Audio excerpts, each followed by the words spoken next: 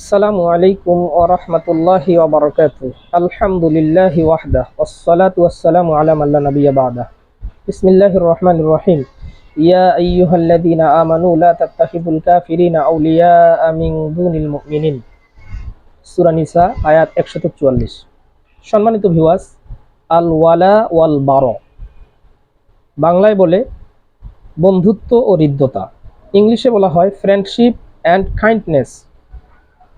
অর্থাৎ কাকে আমি অন্তরঙ্গ বন্ধুরূপে গ্রহণ করব, কাকে গ্রহণ করব না, এ সম্পর্কে ইসলামের রূপরেখা, ইসলামের নীতিমালা কি। সম্মানিত viewers, as a Muslim, as a মুমিন, এজ আ বিলিভার, আমরা অন্তরঙ্গ বন্ধুরূপে একজন বিলিভারকে, একজন বিশ্বাসীকে, একজন মুমিনকেই গ্রহণ করতে পারি। কখনোই একজন কাফেরকে অন্তরঙ্গ বন্ধুরূপে গ্রহণ করতে পারি না। তার মানে কি এই তার সঙ্গে চলাফেরা করা যাবে না, তার সঙ্গে ওঠা বসা করা যাবে না? বিষয়টি কি এমন? জি না, বিষয়টি এমন নয়। আমি বলতে চাচ্ছি অন্তরঙ্গ বন্ধুরূপে শুধুমাত্র একজন মুমিনকেই গ্রহণ করতে পারে। পবিত্র কুরআনে আল্লাহ তাআলা বলতেছেন, সূরা নিসা আয়াত ১৪৪, ইয়া আইয়ুহাল্লাযীনা আমানু লা তাত্তাখিযুল কাফিরিনা আউলিয়া মিন দুনিল মুমিনিন। হে ঈমানদারগণ, তোমরা মুমিন ছাড়া কোনো কাফেরকে অন্তরঙ্গ বন্ধুরূপে গ্রহণ করো না। পবিত্র কুরআন সূরা তাওবা ৭১ নং আয়াতে আল্লাহ তাআলা বলতেছেন, ওয়াল মুমিনুনা ওয়াল মুমিনাতু বা'দুহুম আউলিয়াউ বা'দ। মুমিন পুরুষকেই বন্ধুরূপে গ্রহণ করতে পারে, মুমিনা নারীকেই বন্ধুরূপে গ্রহণ করতে পারে। পবিত্র কুরআন সূরা তাওবা ২৩ নং আয়াতে আল্লাহ তাআলা বলতেছেন, ইয়া আইয়ুহাল্লাযীনা আমানু লা তাত্তাখিযু আবাআকুম ওয়া ইখওয়ানাকুম আউলিয়া ইন ইসতাহাব্বুল কুফরা আলাল ঈমান।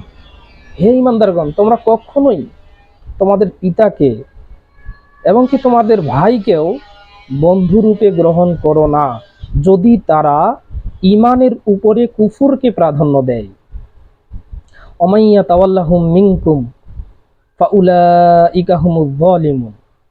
যারা পিতা বা ভাই কাফের হওয়া সত্ত্বেও, ইসলামকে অস্বীকার করা সত্ত্বেও তাদেরকে যদি বন্ধুরূপে গ্রহণ করে, আল্লাহ তাআলা বলতেছেন তারা জালেমের অন্তর্ভুক্ত হবে। সম্মানিত উপস্থিতি, পিতাকে সম্মান দেওয়ার কথা অবশ্যই বলা হয়েছে, কিন্তু ঈমান হারা যদি হয়ে যায় পিতা বা ভাই, তাদেরকে বন্ধুরূপে গ্রহণ করতে নিষেধ করা হয়েছে। এজন্য এই বিষয়টি খুবই স্পর্শকাতর বিষয়। আমরা অনেক সময় অনেক মুসলিম আছি, হয়তোবা অমুসলিমদের পাশে দাঁড়ানোর নিয়ত নিয়েই অনেক ক্ষেত্রে আমরা যাই, কিন্তু যাওয়ার পরে এমন হয়ে যায় কখনো কখনো আমাদের তাদের কাছাকাছি এতই হয়ে যায় যে তাদের উপাসনালয়ে গিয়ে তাদের বিভিন্ন পূজায় উৎসবেও আমরা শরীক হই। এটা কখনোই জায়েজ নেই, রাজনৈতিক খাতিরেও জায়েজ হবে না এটা।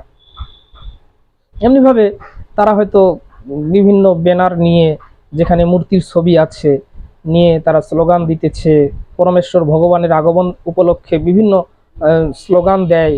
সে এই স্লোগান যে তারা দেয়, তার সামনে গিয়ে আপনি আমি যদি তাদের পক্ষে সাপোর্ট করি বা তাদের সামনে দাঁড়িয়ে আমরা যদি একাত্মতা প্রকাশ করি, ঈমান নিয়ে প্রশ্ন চলে আসবে।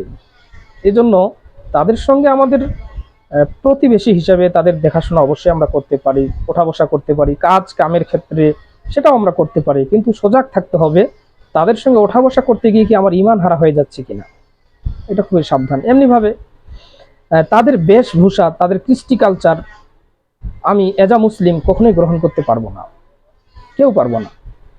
যেহেতু আমরা মুসলিম, আমাদের রুলস, আমাদের আইন, আমাদের বিধান কুরআন সুন্নাহ ভিত্তিক। ইসলাম তো সকলের জন্য, একজন অমুসলিমের জন্য কিন্তু ইসলামটা এসেছে।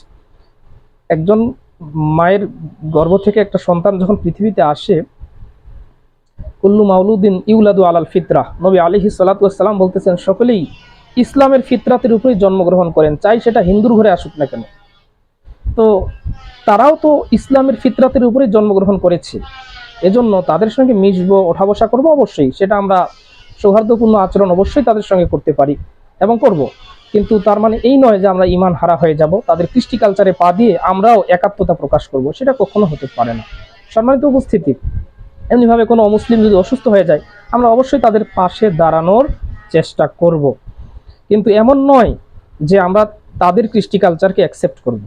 হ্যাঁ, ইমানের দাওয়াত দেওয়ার ক্ষেত্রে তাদের সামনে আমরা ইসলামের দাওয়াত দিব, সেই সাথে ইসলামের সাথে নিয়ে আমরা তাদের পাশে থাকতে পারি। কিন্তু ইমান হারা হয়ে যায় এমন কোনো কাজে তাদের সঙ্গে আমরা শরীক থাকবো না। মহান আল্লাহ তাআলা আমাদের সকলকে তৌফিক দান করুন।